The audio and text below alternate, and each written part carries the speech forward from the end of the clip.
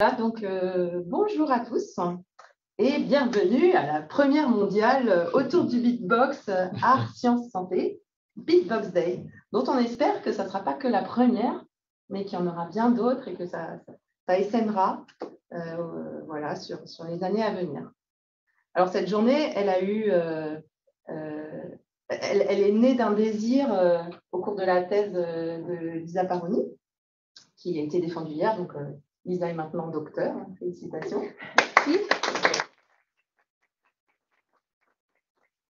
Et donc, au cours de cette thèse, on avait vraiment l'envie de faire cette journée qui est au croisement de la science et des pratiques artistiques et cliniques.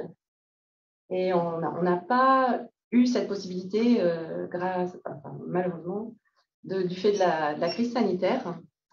Et donc, maintenant, comme Lisa défendait hier, on s'est dit, avec sa co-directrice Hélène Levenbruck et avec un collègue Benjamin Lecouteux qui n'est pas encore arrivé, on s'est dit que ça serait super de pouvoir proposer ce jour dans la suite directe de la thèse de Lisa.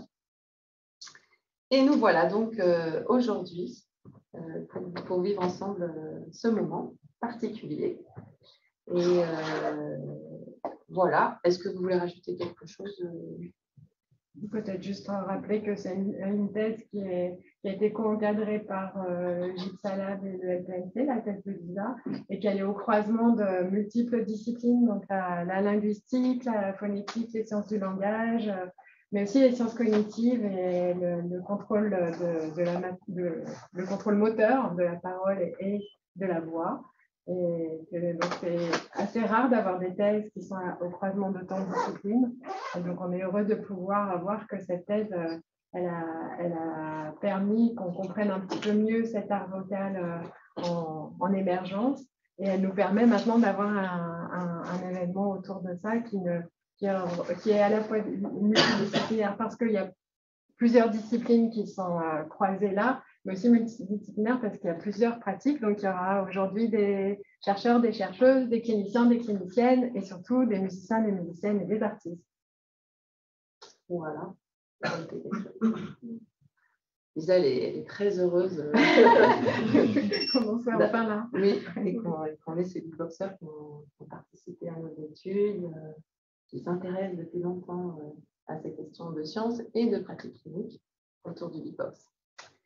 Eh bien, je déclare officiellement cette journée ouverte et on a vraiment souhaité la débuter avec celui avec qui tout a débuté aussi pour les recherches sur Grenoble, Thico.